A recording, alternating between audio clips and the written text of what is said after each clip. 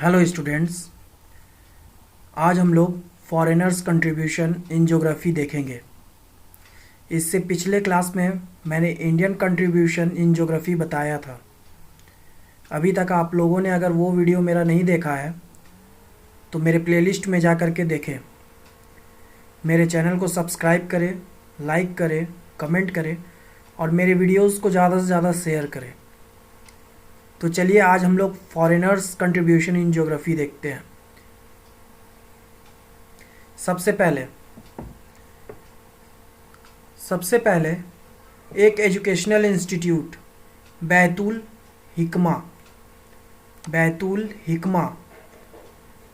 हिकमा जो कि हारून अल रशीद, जो बगदाद के हारून अल रशीद थे, उनके रिजीम में ये बना था।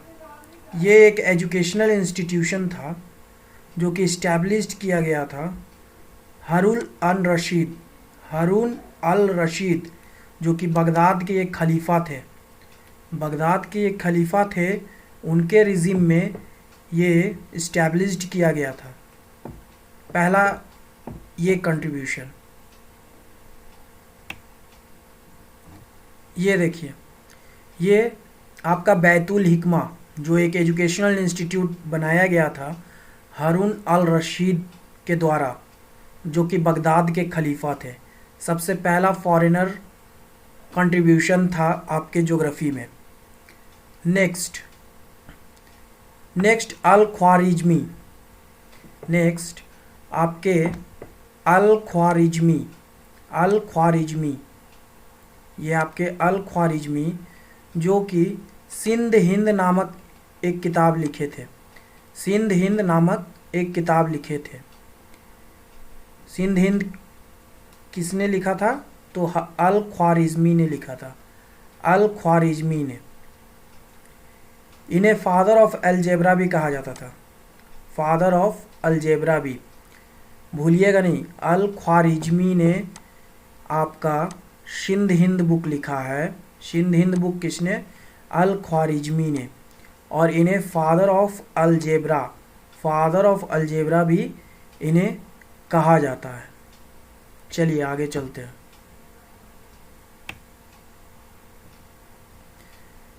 नेक्स्ट वेट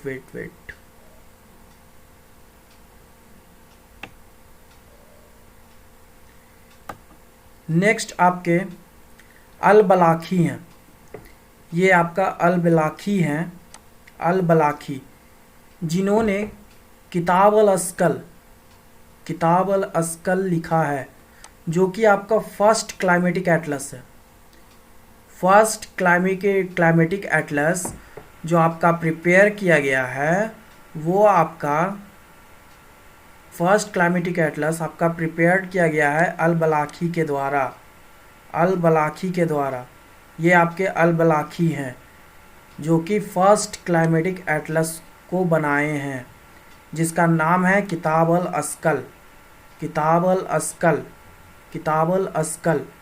मेरे ख्याल से याद हो गया होगा। किताब अल अस्कल जो एक फर्स्ट क्लाइमेटिक एटलस है जो कि प्रिपेयर किया गया है अल बलाखी के द्वारा।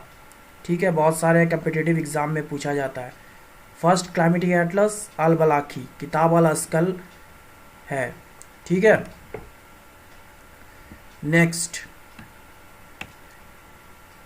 नेक्स्ट आइए अल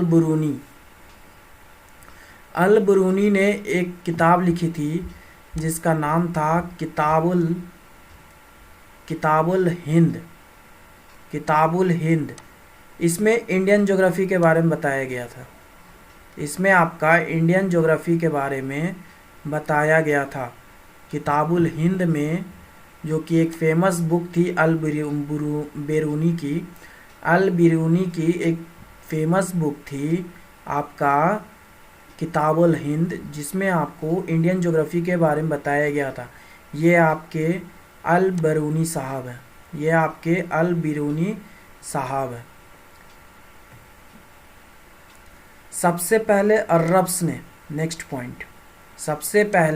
अरब्स ने बताया था seasonal account first present a seasonal account of monsoon. ठीक है, सबसे पहले अरब्स ने आपका मानसून के बारे में बताया था। ठीक है, कि ये एक मानसून जो है ये सीजनल है। मानसून जो है वो सीजनल है, जैसे हर मौसम गर्मी ठंडा बरसात आपका 4-4 महीना रहता है, 4 मंथ्स का ड्यूरेशन में। ठीक है, तो अरब्स ने सबसे पहले बताया था कि आपका जो मानसून है वो भी आपका सीजनल अकाउंट में ही आता है। ठीक है, नेक्स्ट आइए,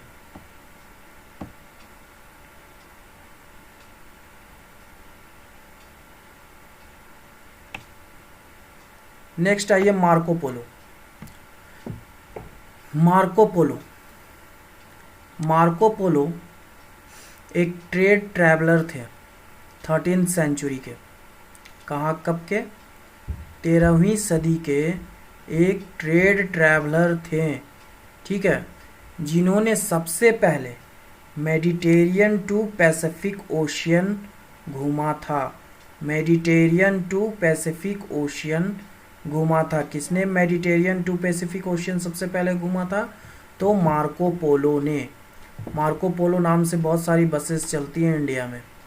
ठीक है, मार्को पोलो की बहुत सारी बसेस चलती हैं इंडिया में। तो मार्को पोलो कौन था? एक ट्रेड ट्रैवलर था 13th सेंचुरी का, जो कि first time Mediterranean to Pacific Ocean आपका घूमा था। अभी मैं इनके सी रूट्स भी दिखाऊंगा कि किस रास्ते ये आया था, किस रास्ते ये गया था। ठीक है, ये आपके मार्को पोलो साहब थे। ये जो हैं ये मार्को पोलो साहब हैं, मार्को पोलो। ठीक है, इनका जो रूट था वो देखिए, ये आपका मेडिटेरियन सी, ये जैसा कि आप मैप में देख रहे हैं ये आपका मेडिटेरियन सी है। ठीक है, आपका इधर यूरोप इधर अफ्रीका, इसके बीच वाला ये मेडिटेरियन सी है। ये आपके इस तरह इस रूट से होते हुए ऐसे ऐसे होते हुए, ये ऐसे ऐसे होते हुए ऐसे ऐसे ऐसे ऐसे ऐसे ऐसे ऐसे ऐसे ऐसे होते हुए ये आपका इधर साइड पैसिफिक में आ गया। ये पैसिफिक का पार्ट है। ठीक है, ये पैसिफिक का पार्ट है, ये पैसिफिक ओशियन का पार्ट है। ठीक है, यहाँ पर आपके मार्को पोलो साहब आ गए, ये पैसिफिक का पार्ट है इधर साइड।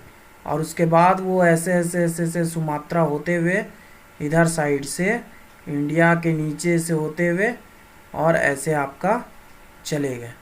ठीक है, ये आपका मार्को पोलो का सी रूट था कि इस तरह से उन्होंने मेडिटेरियन से पैसिफिक की ओर चला था। तो ये नहीं भूलिएगा कि मेडिटेरियन से पैसिफिक की ओर सबसे पहले मार्को पोलो आए थे। मार्को पोलो का रूट ये आपका था ऐसे करके। ठीक है, मेडिटेरियन सी से पैसिफिक ओशियन सबसे पहले मार्को पोलो आए थे। ठीक है,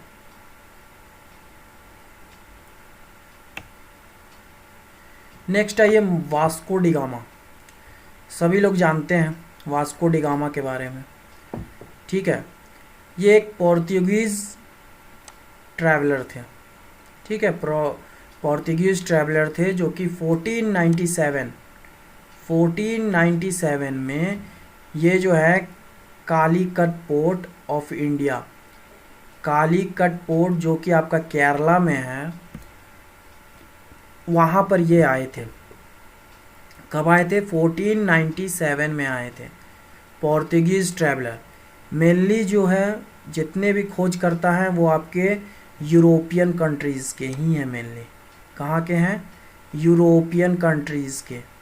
ठीक है, यूरोप के हैं, क्योंकि वहाँ पर कोई एग्रीकल्चरल स्रोत नहीं है, वहाँ हमेशा बर्फ़ रहती है, तो वो हमेशा वहाँ के लोग दूसरे देश में खोजते रहते हैं कुछ ना कुछ कुछ ना कुछ। तो इसलिए यूरोप के ही लोग ही दुनिया में बहुत कुछ खोजे हैं शुरू में। ठीक है, तो आपका 1497 में Portuguese traveller seller Vasco da Gama जो थे वो इंडिया के कालीकट पोर्ट जो कि केरला में है वहाँ पर आए थे। वो एक नया सी रूट खोजे, केप ऑफ गुड होप, जो कि अफ्रीका कॉन्टिनेंट के नीचे साइड में है। ठीक है, अफ्रीका कॉन्टिनेंट के नीचे साइड में है। उन्होंने डिस्कवर किया एक न्यू सी रूट इंडिया के लिए। इंडिया के लिए एक नया सी रूट उन्होंने डिस्कवर किया। किसने? वास्को डिगामा ने। ठीक है, ये आपके वास्को डिगामा है। ये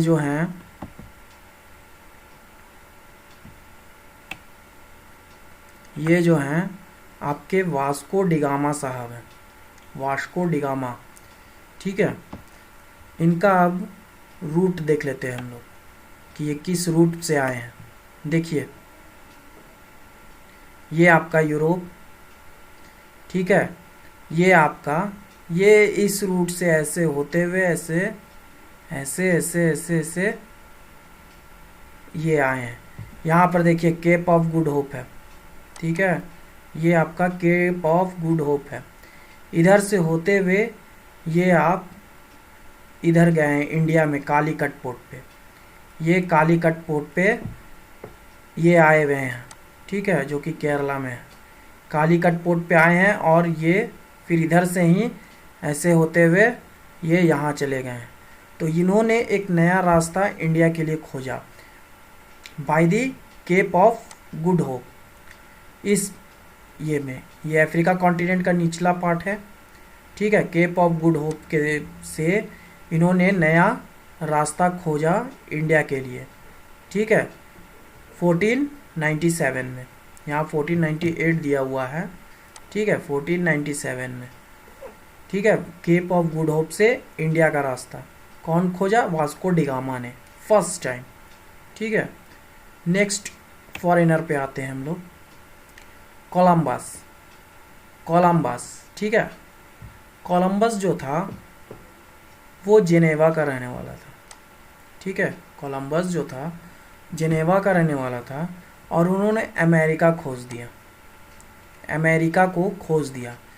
जब अमेरिका को उन्होंने खोजा तो उसका नाम न्यू वर्ल्ड रखा। अमेरिका को जब कोलंबस ने खोजा तब उसका नाम अमेरिका नहीं था, तब उन्होंने उसका नाम न्यू वर्ल्ड रखा, न्यू वर्ल्ड। ठीक है, और न्यू वर्ल्ड का नाम अमेरिका एक पोर्तुगीज ट्रैवलर जो कि अमेरिगो वेस्पूसी थे, उनके नाम पर इस न्यू वर्ल्ड का नाम अमेरिका रख दिया गया। ठीक है, तो कोलंबस ने जो चीज़ को खोजा उसका नाम था न्यू वर्ल्ड। ठीक है, न्यू वर्ल्ड था। और पोर्तुगीज ट्रैवलर अमेरिगो वेस्पूसी, इनके नाम पर अमेरिका का नाम अमेरिका रखा गया। ठीक है, अब इन लोगों का ज़रा फ़ोटो देख लें कैसे दिखते थे। ठीक है, ये आपके क्रिस्टोफर कोलंबस। ठीक है, ये आपके क्रिस्टोफर कोलंबस हैं। ये क्रिस्टोफर कोलंबस का रूट था। देखिए, ये इस साइड से ऐसे करके ये गए। ठीक है, इन्होंने अमेरिका खोजा और उसके बाद इस रूट से ऐसे ऐसे होते हुए ये आपका वापस आ गए। ठीक है, ये आपका क्रिस्टोफर कोलंबस का रूट था आने और जाने का। ठीक है, नेक्स्ट आइए। ये आपके अमेरिगो वेस्पूसी हैं जिनके नाम पे अमेरिका का नाम रखा गया है। ठीक है, ये आपके अमेरिगो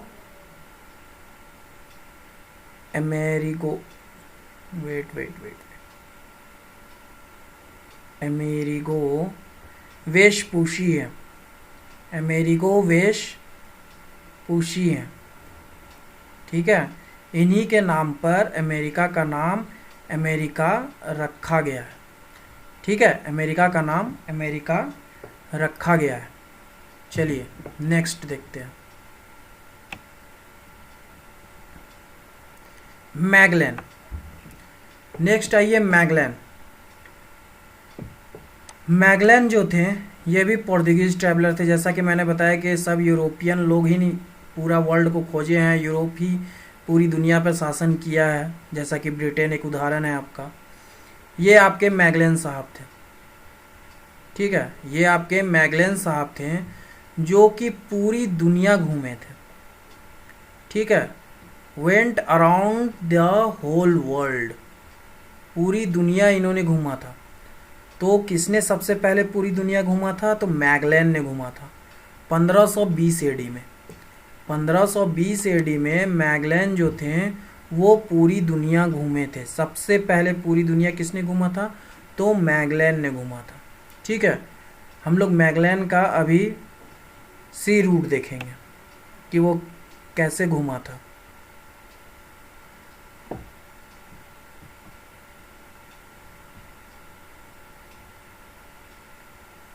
ये देखिए,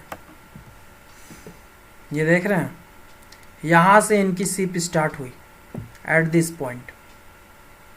एट दिस पॉइंट इनकी शिप स्टार्ट हुई और वो सीधे इधर गई, ठीक है। इधर से होते हुए ऐसे जा करके, फिर ऐसे जा करके, ये आपका ऐसे करके इधर फिर आ गई, ठीक है। इस तरह से इन्होंने पूरी दुनिया घूमा।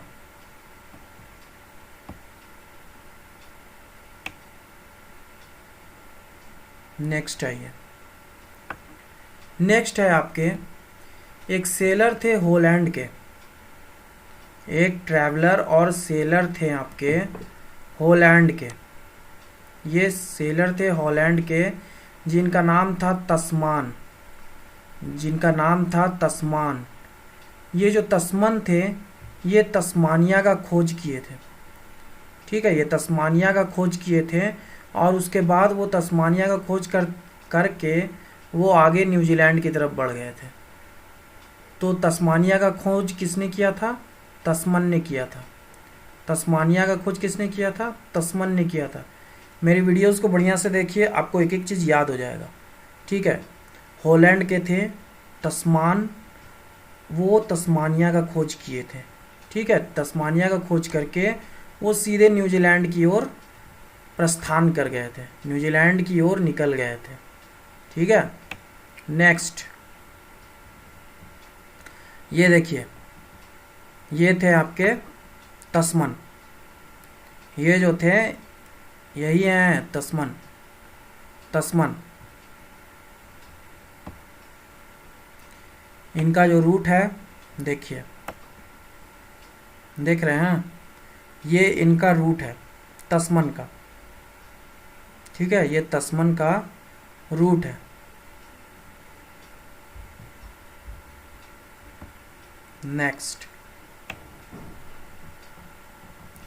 नेक्स्ट आइए जेम्स कुक। ये भी एक इंग्लिश सेलर थे, जैसा कि मैंने बताया कि यूरोपीय लोग का दबदबा था, तो ये भी एक इंग्लिश सेलर थे जिनका नाम था जेम्स कुक, ठीक है, जो कि एंटार्क्टिका घूमे थे। कब? 1772 से 1775 के बीच। 1772 से 1775 के बीच आपका जेम्स कुक जो थे वो एंटार्क्टिका घूमे थे। तो सबसे पहले अंटार्कटिका किसने घूमा था? तो जेम्स कुक ने घूमा था 1772 से 1775 के बीच। ये वीडियो ज़रा लंबा होने जा रहा है क्योंकि फॉरेनर्स बहुत सारे हैं। ये देखिए, ये हैं आपके जेम्स कुक साहब जिन्होंने अंटार्कटिका घूमा। जेम्स कुक साहब जिन्होंने अंटार्कटिका घूमा। ये देखिए, ये जेम्स कुक का रूट है, ठीक है, ये जेम्स कुक का रूट है कि वो कैसे कैसे पहली बार जब घूमे तो उनका क्या रूट था, वो रेड से इंडिकेट किया गया है। सेकेंड बार घूमे तब वो किस रूट पे घूमे, वो ग्रीन से इंडिकेट किया गया है। और थर्ड बार जब वो घूमे तो वो किस रूट से घूमे, ये ब्लू से इंडिकेट किया गया है। ठीक है। रेड, ग्रीन एंड ब्लू, ये इनका first, second and third route था जब वो घूमे। ठीक है, ये एक इंग्लिश सेलर थे तो यहाँ से ये आए। ठीक है, नहीं यहाँ से देखिए, ये यहाँ से निकल रहे हैं। ठीक है, ये यहाँ से, ये यहाँ से, ये यहाँ से। ठीक है, ये इंग्लिश सेलर थे ना, यहाँ से वो निकल रहे हैं अपना, और उसके बाद फिर घूमने निकले। ठीक है,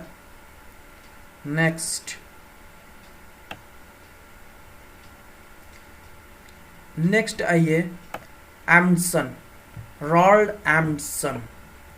रॉल्ड एम्डसन जो थे वो सबसे पहले साउथ पोल डिस्कवर किए थे। कब? 1911 में। 1911 में इन्होंने साउथ पोल डिस्कवर किया था। ठीक है, और इन्होंने उसके साथ साथ हेवियन आइलैंड को भी डिस्कवर किया था। साउथ पोल 1911 में किसने डिस्कवर किया था? तो रॉल्ड एम्डसन ने। रॉल्ड एम्डसन जो थे वो साउथ पोल डिस्कवर किए थे 1911 में, और इसके साथ साथ उन्होंने हेवियन आइलैंड को भी डिस्कवर किया था। ठीक है, कौन? रॉल्ड एम्डसन, साउथ पोल डिस्कवर किया था 1911 में। ये आपके रॉल्ड एम्डसन साहब है, ये आपके रॉल्ड एम्डसन साहब है। देख रहे हैं, वेशभूषा भी वैसा पहने हुए हैं कि अंटार्कटिका जा सकते हैं आराम से। ये यहाँ से चले थे, देखिए, बे ऑफ वेल्स से ये ऐसे चले थे। ये देखिए, यहाँ पर आकर के इन्होंने साउथ पोल को खोजा। ये साउथ पोल जो कि है, इन्हें खोजा रॉल्ड एम्डसन ने, और उसके बाद वो ऐसे ऐसे ऐसे ऐसे ऐसे, ऐसे करके वहाँ से निकल गए। ठीक है, साउथ पोल सबसे पहले किसने खोजा? रॉल्ड एम्डसन ने। रॉल्ड एम्डसन ने कब? 1911 में। ठीक है,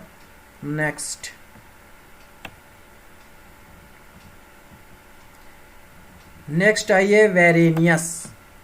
ठीक है, नेक्स्ट आइए, वेरेनियस।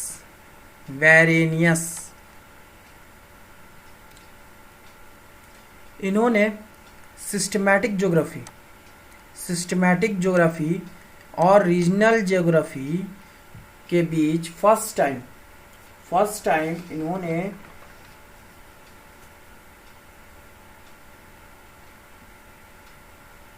विरोधाभास, इन्होंने कहा सिस्टमैटिक ज्योग्राफी और आपका रीजनल ज्योग्राफी है, उनके बीच में सबसे पहले विरोधाभास, डिकोटॉमी का मतलब होता है विरोधाभास। इन्होंने सबसे पहले विरोधाभास पैदा किया। किसके बीच? सिस्टमैटिक ज्योग्राफी और रीजनल ज्योग्राफी के बीच सबसे पहले विरोधाभास किसने पैदा किया? तो वेरेनियस ने पैदा किया। वेरेनियस ने सबसे पहले सिस्टमैटिक ज्योग्राफी और आपका रीजनल ज्योग्राफी के बीच एक विरोधाभास पैदा किया, और ये आपके वेरेनियस साहब हैं। ये वेरेनियस साहब हैं। ठीक है,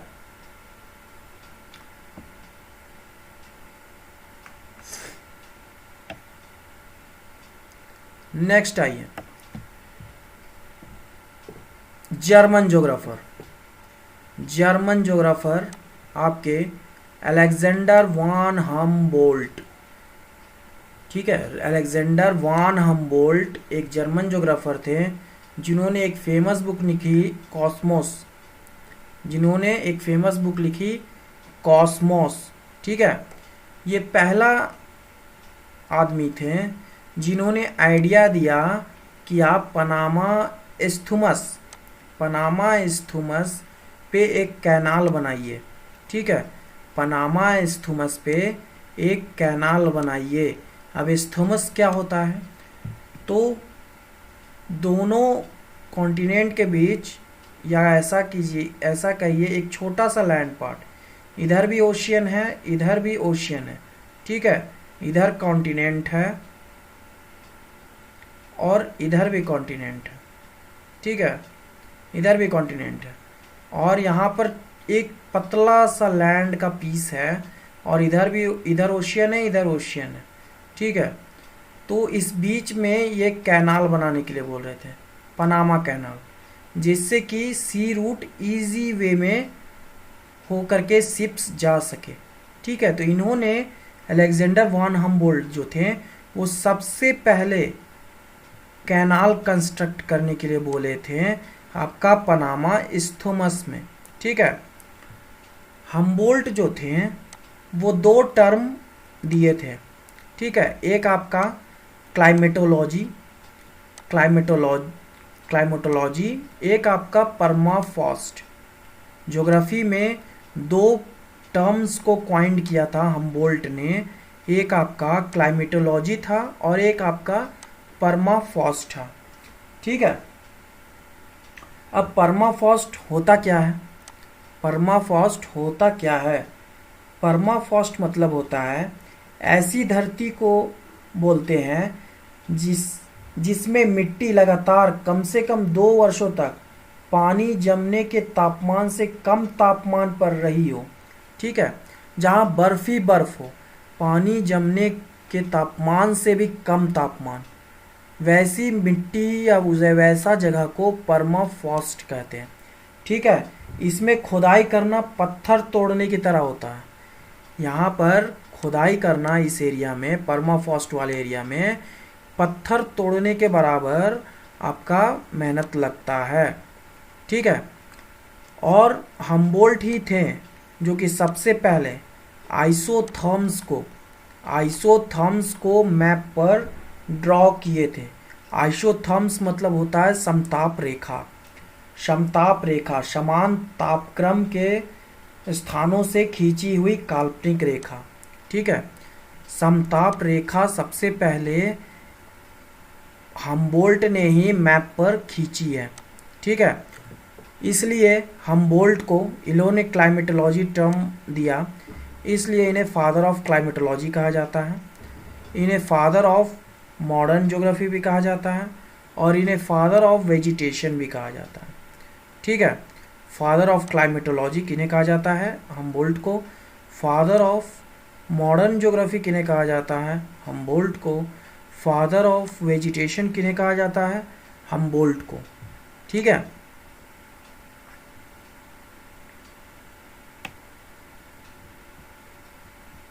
ये आपके हम्बोल्ट साहब हैं, गोरे नारे सुंदर से। ठीक है, ये आपके हम्बोल्ट साहब हैं।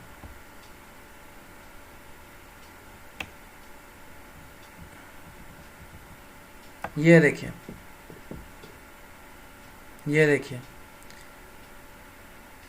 ये आपका साउथ अमेरिका, इधर आपका नॉर्थ अमेरिका, बीच में आपका ये वाला पार्ट, ये कैनाल बनाने के लिए यहाँ पर इन्होंने कहा था कि यहाँ पर कैनाल बना दो, तो जिससे कि यहाँ नॉर्थ अमेरिका का कोई पार्ट पे जाना होगा तो ऐसे करके ऐसे चला जाएगा शिप, या इधर जाना होगा तो इधर से चला जाएगा, नहीं तो ऐसे पूरा ऐसे करके इधर साइड पूरा साउथ अमेरिका घूमिए, तब उधर से ऐसे करके आइए। ठीक है, ऐसा था। ठीक है,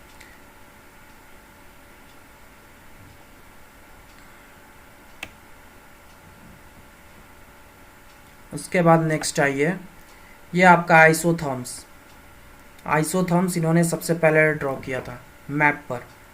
किसने? वान हम्बोल्ट ने सबसे पहले आइसोथर्म्स को मैप पर ड्रॉ किया था। ये आपका आइसोथर्म्स है। नेक्स्ट, जर्मन ज्योग्राफर रैडजेल आपके नेक्स्ट जर्मन ज्योग्राफर हैं जिनका नाम है रैडजेल। ये आपके रैडजेल साहब हैं, इनकी फोटो देख लीजिए। ये रैडजेल साहब हैं, इन्हें फादर ऑफ पॉलिटिकल ज्योग्राफी और ह्यूमन ज्योग्राफी कहा जाता है। ठीक है, इन्हें फादर ऑफ पॉलिटिकल ज्योग्राफी और ह्यूमन ज्योग्राफी कहा जाता है। किन्हें? रैडजेल को। यहीं याद कर लीजिए, रैडजेल को फादर ऑफ पॉलिटिकल ज्योग्राफी और ह्यूमन ज्योग्राफी कहा जाता है। इनकी फेमस बुक का नाम था एंथ्रोपोज्योग्राफी।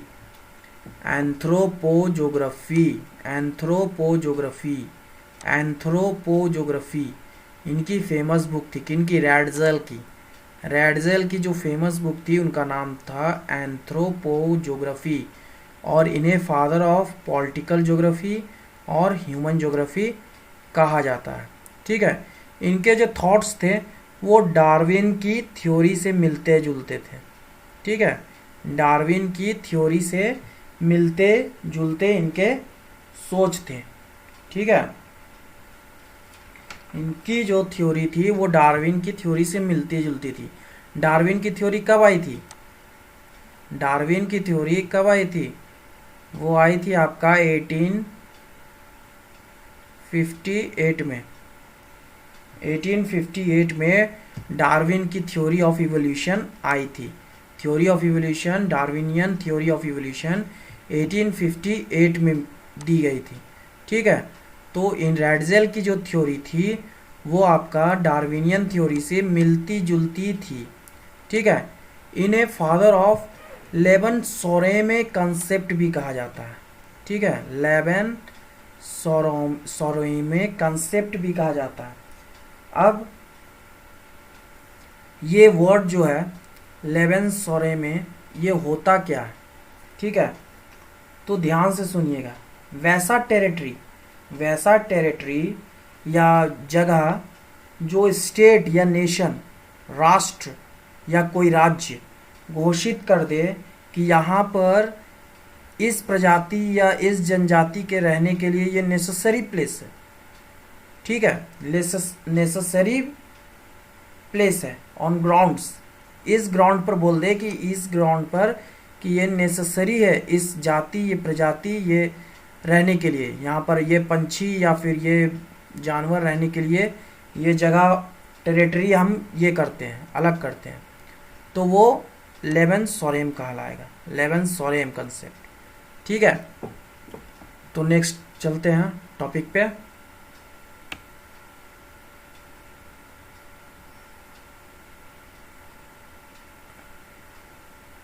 देखिए, लेबन सोरेम यहाँ लिखा हुआ है।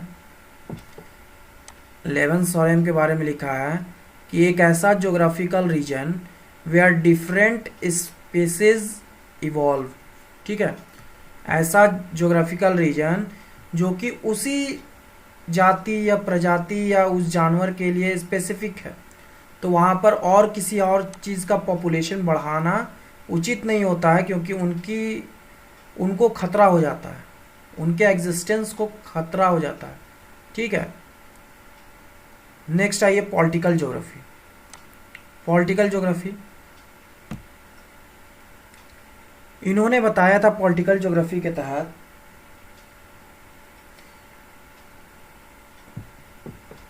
कि स्टेट को अपने बाउंड्रीज का एक्सपेंशन करना चाहिए।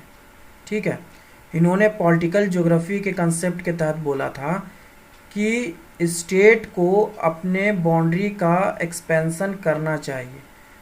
क्यों? वहाँ पर रहने वाले लोगों के नेचुरल बायोलॉजिकल नीड्स को पूरा करने के लिए। पॉलिटिकल ज्योग्राफी के तहत इन्होंने स्टेट को कहा कि आप अपने बाउंड्रीज का एक्सपेंशन कीजिए, क्योंकि आपके अंतर्गत जो भी लोग रहते हैं उनके नेचुरल बायोलॉजिकल नीड्स को फुलफिल किया जा सके। ऐसा ना हो कि आपके रॉ मटेरियल्स ये सब जो है सो वो कम हो जाएं और जनसंख्या बढ़ जाए। ठीक है, तो expansion of boundary just like a China. ठीक है,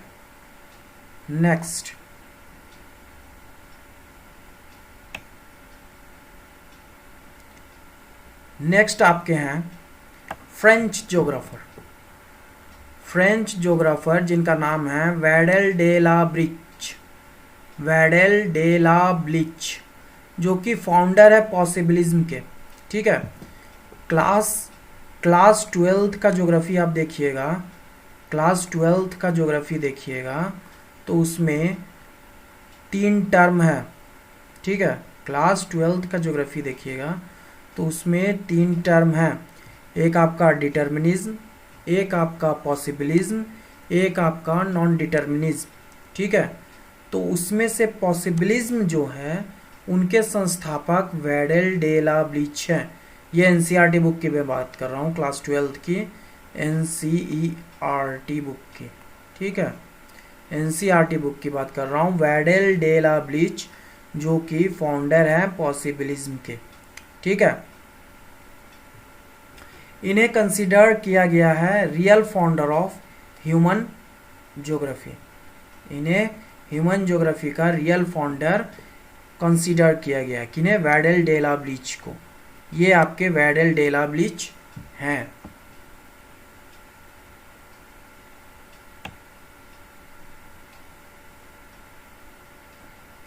नेक्स्ट आइए मैकेंडर। मैकेंडर जो हैं आपके ब्रिटिश ज्योग्राफर हैं, ब्रिटिश ज्योग्राफर हैं मैकेंडर, ठीक है, जो कि फेमस कंसेप्ट दिए हैं अपने पॉलिटिकल ज्योग्राफी के ऊपर। पॉलिटिकल ज्योग्राफी के ऊपर एक फेमस कंसेप्ट दिए हैं। इनका कंसेप्ट का नाम है दी हार्टलैंड थ्योरी, हार्टलैंड थ्योरी। और ये हार्टलैंड थ्योरी का कंसेप्ट जो है वो इन्होंने अपने famous book democratic ideals and reality, democratic ideals and reality, इस बुक का नाम याद रख लीजिए, मैकेंडर। मैकेंडर की famous book democratic ideals and reality है, जिसमें कि उन्होंने heartland theory concept, heartland theory concept के बारे में जिक्र किया है। किस बुक में? Democratic ideals and reality. Democratic ideals and reality book है मैकेंडर की, जिसमें उन्होंने दी हार्टलैंड थ्योरी कंसेप्ट को दिया है। ये आपके मैकेंडर हैं, ये आपके मैकेंडर साहब हैं, ठीक है। अब चलिए देखते हैं हार्टलैंड थ्योरी है क्या। ये आपका हार्टलैंड थ्योरी है, ठीक है। इन्होंने ईस्टर्न यूरोपियन पार्ट को, ये जो आपके ईस्टर्न यूरोपियन पार्ट हैं, ठीक है, ईस्टर्न यूरोपियन पार्ट हैं, इन्हें हार्टलैंड इन्होंने कहा, ठीक है। तो इन्होंने कहा जो ईस्टर्न यूरोपियन पार्ट पर शासन करेगा वो पूरे इस यूरोप पे शासन करेगा, ठीक है। जो यूरोप पे शासन करेगा, ठीक है, जो यूरोप पर शासन करेगा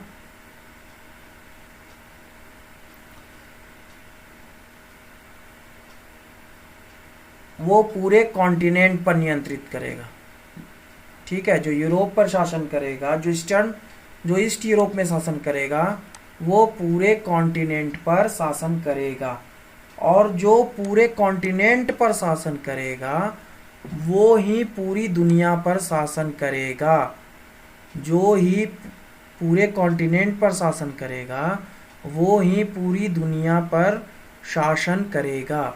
ये आपका हार्टलैंड थ्योरी था। किनका था हार्टलैंड थ्योरी? मैकेंडर का।